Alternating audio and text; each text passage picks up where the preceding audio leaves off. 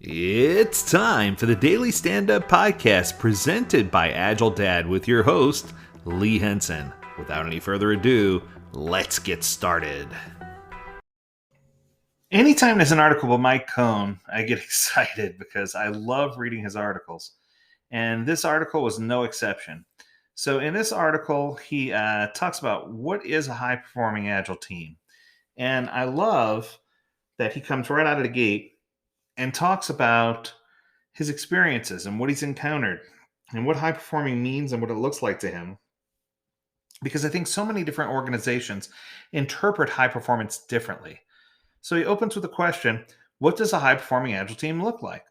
To discover what makes a good team become great, let's break down my definition of a high performing Scrum team. A high performing team sustainably exceeds expectations in achieving clear goals. I don't know that I could have thought of a better definition myself or if any Agile enthusiast could have. That is just a proper, pure excellence in definition there. And he goes on to describe some of the attributes. So here are some of the attributes. Attribute number 1, exceeds expectations. So to be considered high performing, a team must do better than expected. That makes sense. If you take the top superstars in your company and put them on a team and they perform just a little better than the average team in your company, that's not a high performing team, right? So suppose you made a movie. I love this example. He says, you release to theaters and sell $100 million in tickets. On the surface of it, you've made a successful movie. In 2019, the last full year of theatrical movie releases before COVID, only 29 of over 200 movies earned more than $100 million. Your movie is proudly among them. The only problem is that your movie stars Dwayne Johnson, Ryan Reynolds, Will Smith, Angelina Jolie, Gal Gadot, Melissa McCarthy, and Viola Davis. Your budget just on stars was well over your $100 million. To be considered high performing, your movie must meet higher expectations. If it's got all those people on it, it better be good. All right, achieving clear goals. A high performing team will seek clarity in its goals. Team members will embrace the fact that a goal will evolve. Goals aren't just going to stay stagnant, right? But even as the goal evolves, members of a high performing team will at all times be moving together towards the same goal. That makes perfect sense. Sustainability. Anyone can get lucky occasionally. One time I hit 3 green lights in a row. Any team might exceed expectations occasionally, but a high performing team does it again and again and again without burnout. Without burnout, it's the important part of that sentence. As stated in the Agile Manifesto, teams should be able to maintain a constant pace indefinitely. High-performing teams sustainably exceed expectations. So, I know what your question is. How does a team become high-performing? How does a Scrum team do this? Well, to help understand what makes a good team great, let's examine some common characteristics of high-performing teams. So here's the list from Mike Cohn of what it means to be high-performing. Here we go. We engage in participative leadership, use minimal process, collaborate well, respect each other and their differences, trust one another, work with urgency and focus, manage conflict in a healthy manner, develop and share a high sense of morale, and agree that they succeed or fall or fail together as a team. So if you look at each one of these, participative leadership, one of my favorite words, high-performing Agile teams rarely have autocratic leaders who make decisions without input from the team. Instead, most high-performing teams engage in a participative leadership. Team members collaborate to make decisions with the leaders. Good, perfect. Within an Agile team structure, participative leadership can span a spectrum from developers fully empowered to make decisions to the sort of team that provides recommendations to a leader, such as a Scrum Master or product owner who ultimately makes decisions. At minimum, team members are encouraged to contribute to the decision-making framework. I like it. Next is minimal process. No matter how novel a team's product or project may be, some elements of its development occur repeatedly. High-performing teams develop just enough process to streamline and facilitate those elements of work. Couldn't agree more. Their teamwork process can be viewed like lines on a highway. The lines are there to help vehicles travel more quickly. The process helps Agile teams work more quickly.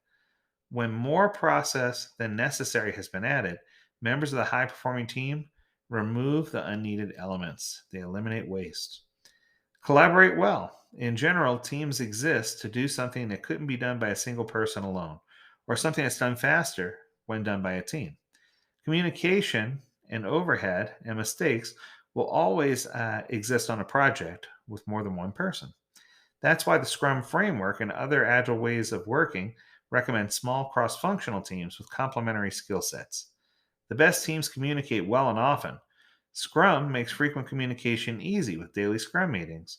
Members of high performing teams are also adept at using the right medium for their communication. Sometimes it's email, sometimes it's Slack, sometimes it's a call or meeting face to face, either in person or on Zoom through video, right? They know exactly how and when to apply which techniques. They have respect for each other and their differences. For optimal performance, a team moves really quickly. Some teams will use the need for speed to justify what can only be called a lack of respect. For example, rather than mindfully inviting dissenting views, such a team may rush to a decision after hearing only a couple of opinions. This is disrespectful to those whose opinions were dissented and were not even heard, right? By contrast, members of a high performing team respect one another and value their differences. In fact, members of these teams will have often fierce but always respectful debates before choosing among all the options, right? So the next item is trust. Members of a high performing team know and trust one another.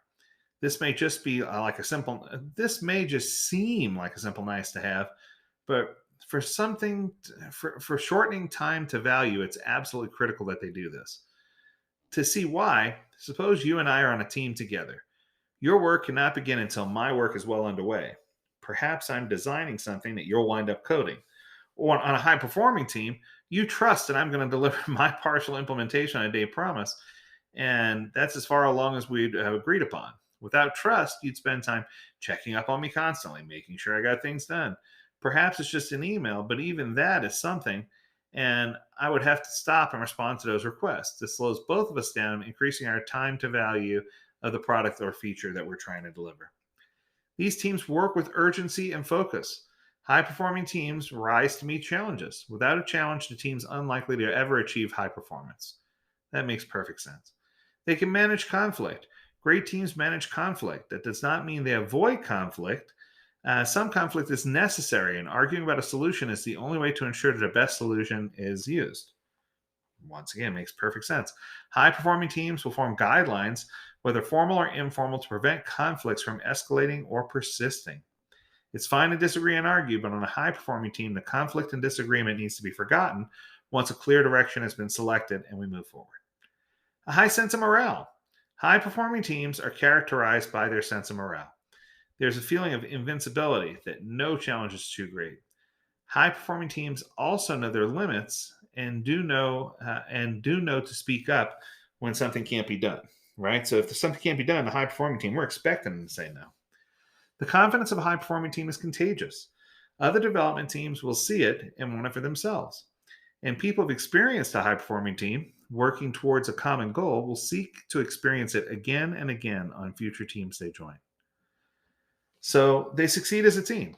It is impossible to become a high performing team without team members feeling they succeed or fail together. They're all successful or they've all failed.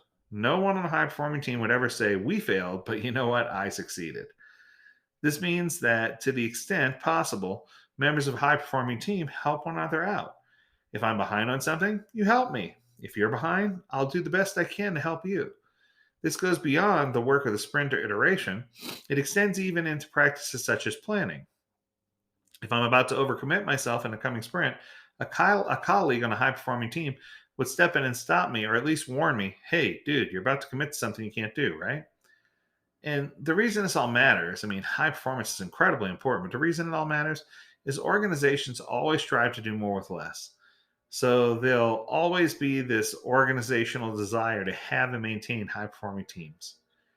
I value these people for a different reason. They're simply more fun to be part of, right? When you're part of a high performing team, it's exciting. So think about working as part of a team every day that has all the qualities I just described above. You're exceeding expectations time and time again while working towards a shared, clear goal. You and all your teammates participate in making decisions. You have some process in place, but just enough to keep you moving quickly. You collaborate well, you trust and respect each other, so conflict becomes a creative rather than a destructive influence. You believe in what you're making, which lends urgency to focus and high morale. And with your teammates each helping one another, you know they'll succeed as a team. And you know what? That's what fun sounds like. That's what this is all about. And that's what business agility is about. And I can't thank Mike enough. Mike, you're awesome sauce. This article is off the hook. I am going to put a link to it in the description so you can go read it yourself. But once again, powerful article by Mike Cohn, and I'm so glad that I took the opportunity to read it with you and to explore and see where we could take it. So that's going to do it for this episode. Until next time, I encourage you to stay healthy, stay well, and stay agile, my friends. Do take care.